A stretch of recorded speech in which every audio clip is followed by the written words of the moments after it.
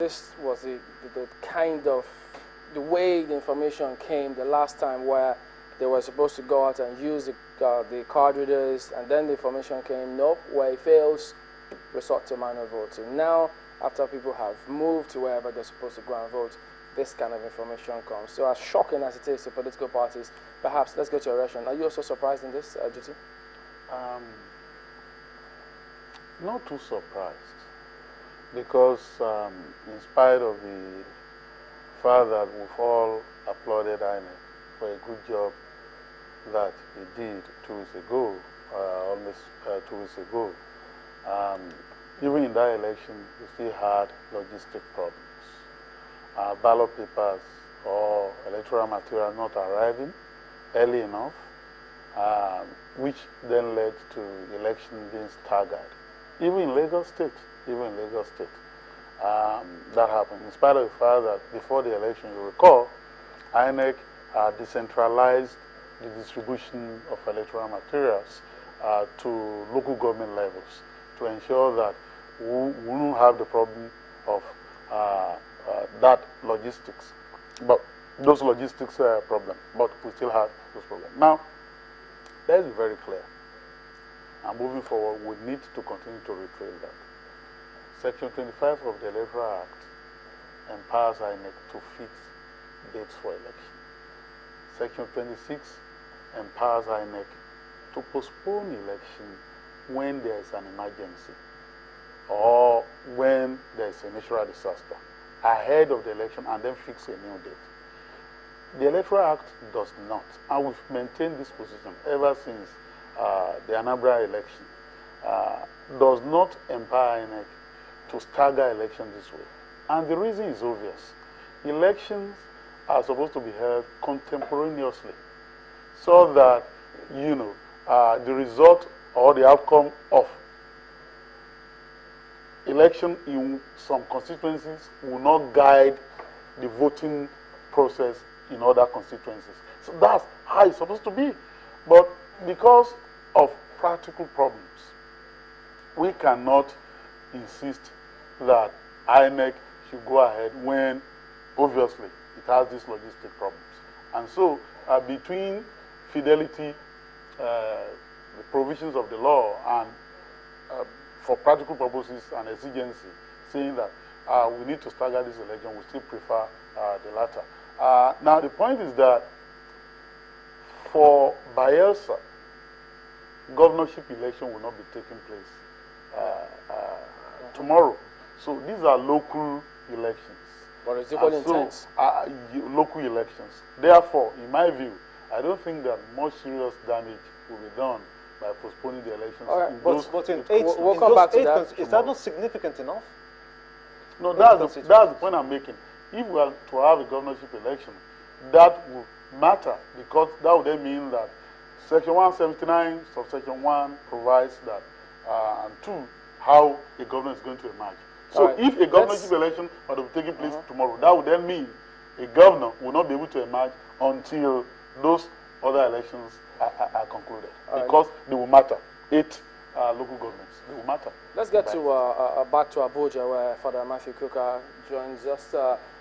Let's get your impression on this one, because I read some of the interview you granted previously, where you were talking about things being done by arrangements. That was in January this year, by the way. So with the introduction of the card readers to these elections, do you think that perhaps that mindset may be changing or about to change, or has even changed? Chamber, they're one of those Nigerians who does not recognize me as Bishop. I'm Bishop Kukah, and I'm happy that you continue to call me Father Kukah. Thank you very much. I did say that at the beginning, though. Let me say, I commend INEC for this innovation, controversial as it has been. But I think that really, the more we introduce science into almost every process of our lives, the less we have to do with mysticism, voodooism, and all the things that drive corruption in our country. So whatever the controversy around the card reader, the point must be made that we are moving forward to processes that will ensure transparency in the electoral system. I think myself that the glitch is notwithstanding. We must commend ourselves and we must stay on this course until we get to a point in which Nigerians can become sufficiently relaxed and can carry on other issues, whether they be elections or just going to the bank or getting an admission in the way and manner that other people have come to take for granted. Yet, I think that to the extent that most of this is reducing the human element and the human intervention in our processes, it is commendable, whatever may be the problems. But Bishop Kukah, are you not bothered about the legal side of it? You know, the card reader, at a certain point, some people were wondering, is he part of the electoral? I mean, is he part? What does the Electoral Act have to say about the card reader being an electronic device, even though that was cleared by Professor Jega? But are you not bothered about the legal side of things? Well, I'm not a lawyer, and that really shouldn't bother me, because there are processes for seeking remedies, and I think that the laws of the land make sufficient provision. So my position still is pretty simple, that whatever may be the controversies, it is important that we find a way of thrashing these problems out. Street lights cause a problem to, for example, to those who want to break the law. The new technologies in our banks create problems for those who want to break the law. And the law is actually meant for lawbreakers, not for those who have the disposition to keep the law. I think and I believe that going forward, the systems will self-correct themselves. And until good intentions are tested, the good intentions contained in the Constitution are tested in the courts, they're just good intentions. So, all right, Bishop, many did commend the actions of the president, placing a call through to the president-elect conceding defeat, and then they look forward to the state governors or the elections that will happen tomorrow, hoping that they will also see the same kind of spirit play out at those levels. How optimistic or otherwise are you about it happening at the state level? I think the president has to be for going back to the creed of endorsement.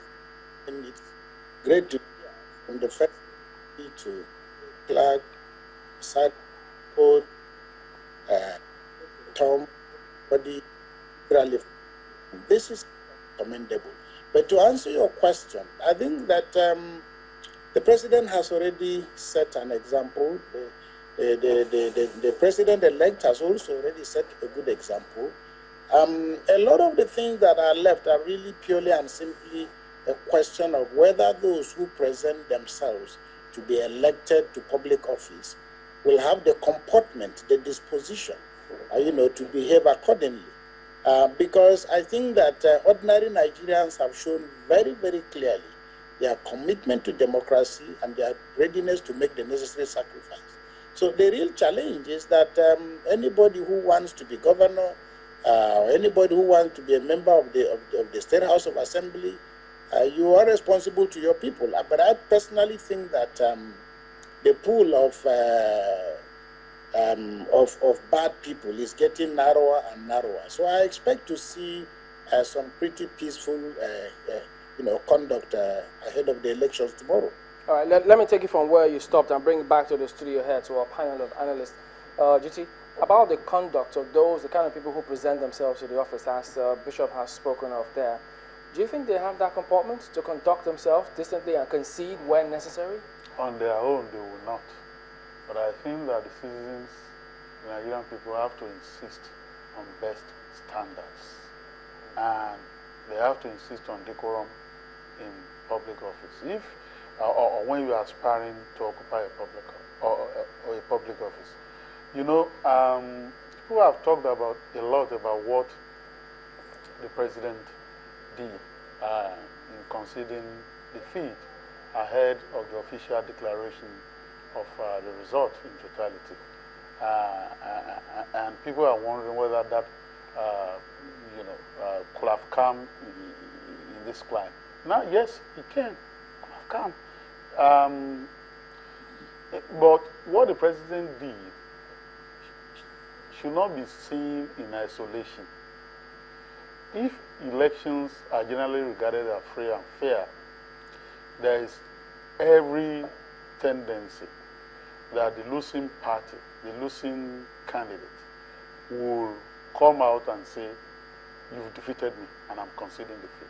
The problem is that, so that we don't see these things in isolation, the problem is that for too long, elections have been rigged against the people of this country, so that the losers then felt bitter. And rather than congratulate, they would then go to court to challenge the outcome of the election. So the fact that they were doing so in the past did not mean that they were not good sportsmen. So we must put things in the proper perspective, rather than isolate that as a stand-alone conduct. That said, I'll say that, look, if you have desperados gunning for public offices, as we have in this country, indeed, I've often said that, because earlier, Prof was talking about the surfeit, I'm using his words, the surfeit of this decampment that we're having. If you have power mongers, as we have, and I've used the word here over 2 years ago, power addict, power freaks, who are just interested in capturing, I'm using my words carefully, power, in order to use that power, not for the public good, but for self-aggrandizement, for primitive accumulation, capital and all that. They won't think about congratulating anybody, okay? And so we've had these people for too long in this environment. And I believe that once we enhance the credibility of electioneering, once we do that, once the people are capacitated and they know that their votes will count in elections, we will be able to read our electoral process, our political process of those kinds of desperados, and then find people, find gentlemen, women who come up, and when they know that they've been defeated in an election, they will be willing to congratulate the winning party. You have already said that there's a paradigm shift for change that is happening. Do you see the same scenario played out for governors who lose out, for example, having to take the way of the president? Well, I think there's been something like an overkill. Congratulations to the president for conceding defeat. Did he really have any choice in the matter? I'm not part of those who think he deserves a Nobel Prize for conceding defeat. It's a routine matter. But even in the citadel of democracy, United States of America, remember Al Gore went all the way to the Supreme Court and got one of my teachers, Lawrence Tribe, to defend his case before the Supreme Court. So please perish the thought that if parties feel aggrieved by malfeasance, they should not go to court. Everybody who is aggrieved deserves his day in court. So I won't blame anybody that goes to court if he feels that he has been done in. And I think I back in total what G.T. Ogunye said. If the playing field is level, okay, for all the candidates and the votes really count, then of course it would be most uncharitable by any loser to fight his loss. In fact, I was joking with my wife. I said, where are the campaign headquarters of these candidates? The candidates ought to be in their headquarters expecting the final count, and it's at that headquarters that the losing candidate will congratulate the winner. The tradition is just coming up. We don't have exit polls in Nigeria. We don't have opinion polls that matter. So we must recognize that Nigeria is still very much a third world country that is bereft of all the things that we usually see in advanced democracy. If I may just bring in here before I understand the Bishop wants to contribute to this. But the angle I wanted to bring out is, do you think if we work on laws and enforcement of the laws, it will entrench transparency in our electoral system? Oh, you are dead on target. I mean, if everybody subscribes to the notion of the rule of law, then a whole chunk of our problems will have been jettisoned. Then some will be wondering, if we say we are all subscribing to the rule of law. Do we have the laws adequate enough to ensure that we can abide by them? Well, the laws are constantly being refurbished. And when I listened to Bishop Kukah, he reminded me of Oliver Wendell Holmes, the bad man theory of law. That law is designed for the bad man. Okay, not for the good man. The good man ordinarily would do what is expected. But the criminal in us has to do the calculations as to the price he has to pay for violating. Okay. Bishop, well, you have reminded Prof of Oliver Wendell Hall. What's your take on all of this? Yes, it's just to recap, and I think that Nigerians may not be privy to some of the things that went on between the Peace Committee and the President with General Buhari just before the signing of the agreement. Some of those things might be material for the memoirs. But I think it's just to make the point that it required a lot of honest brokering and honest conversation, which actually did take place. But going forward, Nigerians like to think that politics is for good people. It is really actually the other way around. What is required is for us to design an architecture of governance that makes it difficult for anybody, good or bad, to pass without going through the processes. So almost like a moral detector. So it's not so much that politics is for good people. It is that if you have the kind of legal discipline and the rules of engagement are such that they are not, they don't fall victim to some of the things that we confuse with African culture and so on and so forth.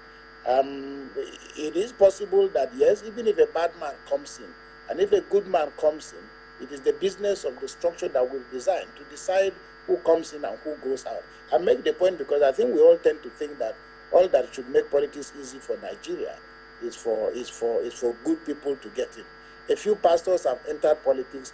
I don't think that they've done necessarily things. We're not looking for good people. We're looking for a good architecture, a good a system that makes it, as I said, difficult for bad people, to be able to get in.